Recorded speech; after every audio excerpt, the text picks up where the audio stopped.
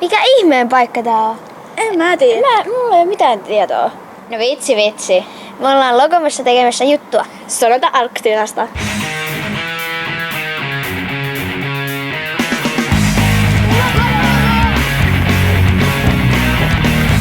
Tänne päin, Jaakkola! Mennään katsoa, mitä täältä Logomosta löytyy. Joo. Tadaa! Tadaa!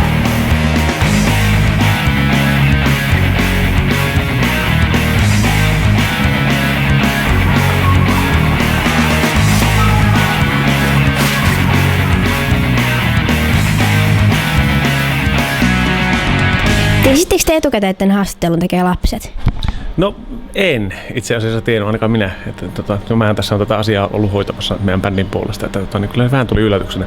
Tiesin kyllä, että niin tavallaan mukana on lapsia tulossa, mutta tämä on niin ihan täysin masinoitu lasten toimesta, niin tämä tuli vähän yllätyksenä. Mutta hieno homma, mä olen loistava.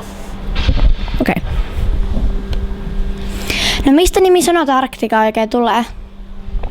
No se oli meidän semmoinen tuttava tuolta Helsingistä, joka sen alun perin silloin kun saatiin ensimmäinen levytyssopimus ja meidän bändin nimi oli Tricky Means ja levyyhtiö oli sitä mieltä, oltiin varmaan vähän itsekin, että se ei ole kovin heavy nimi, niin sitten meidän tuttava Mape Ollila keksi nimen Sonata Arktika. Ja se kuvaa meitä kyllä aika hyvin tietenkin. Tullaan tuolta pohjoisesta ja tulee tämä Arktika-osa ja sitten Sonata. No siinä vaiheessa meillä oli siinä meidän musiikissa ehkä tämmöisiä kaikkia klassisia harpsia ja kaikennäköistä muuta kuviota, niin musiikki oli ehkä tämmöistä neonklassista metallia ehkä jollakin tapaa siinä vaiheessa, niin se sopii meihin niin kuin naula ottaa meillä bändillä. No missä te soititte ensimmäisen keikan Sonata Arktika nimellä? Olisikohan ollut Kemissä meripuistossa semmoinen pieni tapahtuma. Me taidettiin olla siinä vaiheessa jo. Se oli Young Rock. Young Rock tapahtuma, kun se oli ihan ensimmäinen Sonata Arktika nimellä soitettu keikka 99 vuonna. Olisiko ollut elokuuta tai jotain tämmöistä. Nyt ei pysty enää sanomaan ihan varmasti, siitä jonkun verran aikaa. No missä on ollut teidän suurin keikka? Suurin oma keikka on ollut Kemissä. Siellä oli noin 5000 ihmistä. Taitaa se on Buenos Aires menee vissiin aika lähelle kanssa. Joo, ne oli aika lähellä saman. Joo. Wacken Open Air Saksassa sitten festareista on ollut luultavasti isoin, että siellä on ollut jotain. Villimpien veikkausten mukaan se oli noin 100 000 ihmistä. Se on aika hurja. Sitten nostaa käy pystyy, niin kaikki se on Metallikalle siinä peruskeikka. Meillä ei ihan niinkään, mutta... No, miksi te laulatte just englanniksi? No meillä oli meidän paikallisradiossa tuolla Kemissä Radio Ankkurissa aikoinaan, me oltiin tehty meidän ensimmäinen demo ja se oli tehty kanssa englannin kielellä, niin kysyttiin tätä samaa, että miksi englanniksi eikä suomeksi, että saisi varmaan paremmin keikkojakin kuin suomeksi laulaisi, mutta mä siihen vastasin, että sitä täytyy olla sen verran yltiö-optimistinen, että sitä joskus pääsee ulkomaille asti oikein esiintymään ja siinä tapauksessa tietenkin tämä suomen kieli on vähän niin kuin hankalakin homma, että mieluummin englanniksi sitten siinä tapauksessa. Meillä vähän naureskeltiin siinä vaiheessa, mutta niin, se on varmaan hymy hyytynyt sitten tuossa vuosien varrella tältä haastattelijaltakin. Tosin me tiedetään kyllä tuo Reposen Tommi, se taisi olla siinä. Eipähän muuten ollut, vaan se oli joku toinen. No kuitenkin. Mutta että se on ymmärrettävää, se on nuoret sällit tulee ja niin ovat niin optimistisia, että tässä päässä ulkomailla, vaikka me tosissaan sitä sillä tavalla yritetty ajateltukaan, mutta että englannin kieli tuntuu heti automaattisesti loogiselta kieleltä, koska kaikki se musiikki, mitä me oikeastaan kuunneltiin ja minkä tyylistä musiikkia haluttiin tehdä, niin se oli myös laulettu englanniksi, esikuvat oli englanniksi, niin totta kai yritettiin seurata heidän esimerkkiä sitä. Te keikkailette tosi paljon ympäri maailmaa, niin mutta mikä on maailman paras paikka? Koti. niin, koti. Niin. Kyllä se on automaattisesti ihan maailman paras paikka.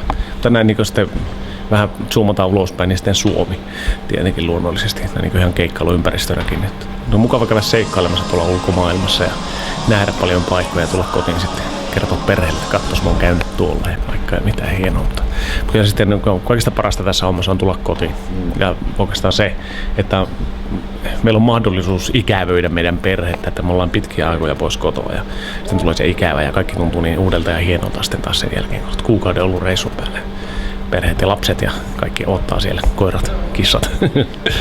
Toi teidän I Have a Right-kappale käsittelee lasten oikeuksia ja kun me ollaan lapsia, niin siksi meitä kiinnostaa, että miksi te teitte tämän kappaleen?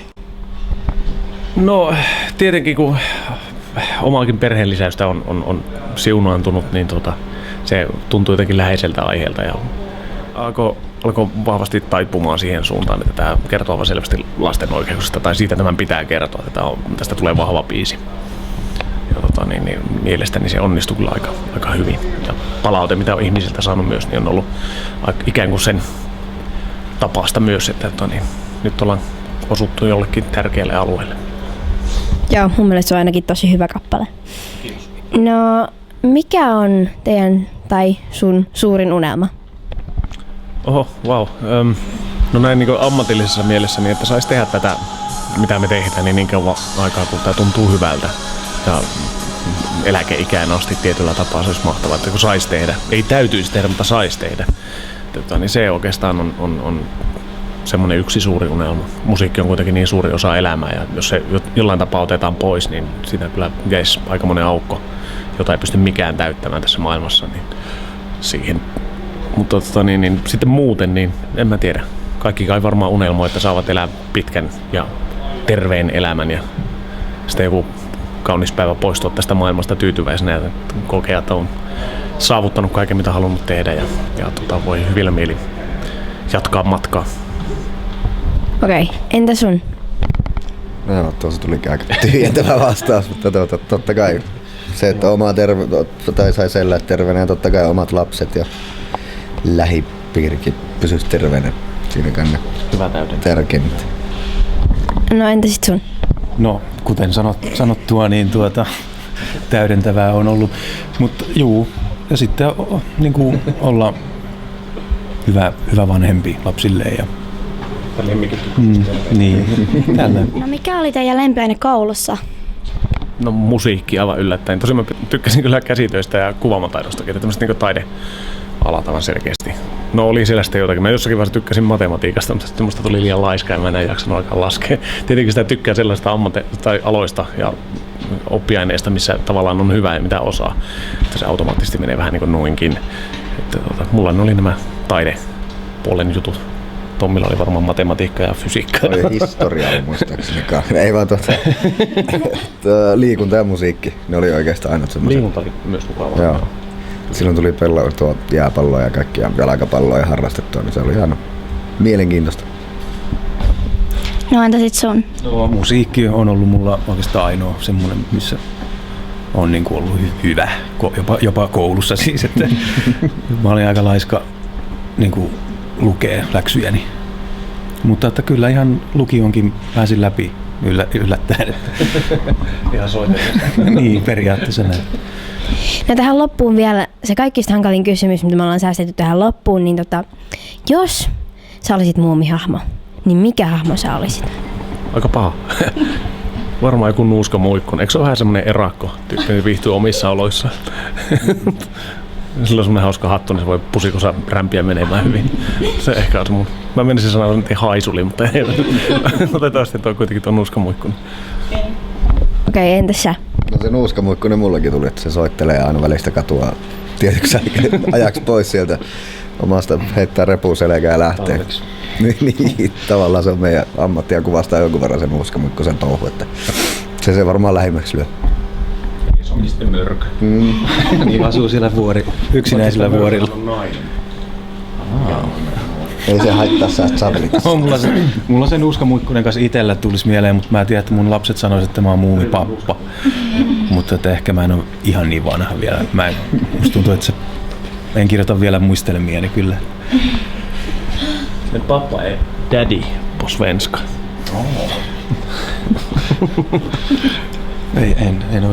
En olisi tiennyt tuota. Okei, no siinä oli kaikki kysymykset. Kiitos haastattelusta. Joo, kiitos. Kiitos. Kiitos. Loistavaa tyyppi. Hienosti vedetty. Kiitos. Kiitoksia. Kiitos. Kiitoksia.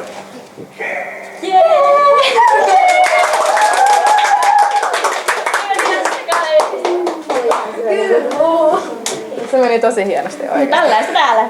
Tällaista täällä.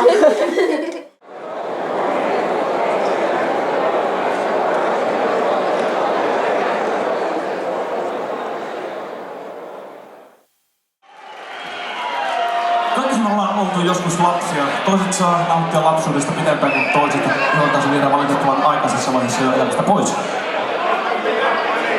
Joten tulevista isoista ihmistä kannattaa pitää huolta, koska siellä saattaa olla sorrettuna meidän tulevat johtajat. Saa nähdä mitä siitä sitten tulee. Tätä seuraava biisi kertoo lasten asiasta. Tää on I Have a Right. Give me the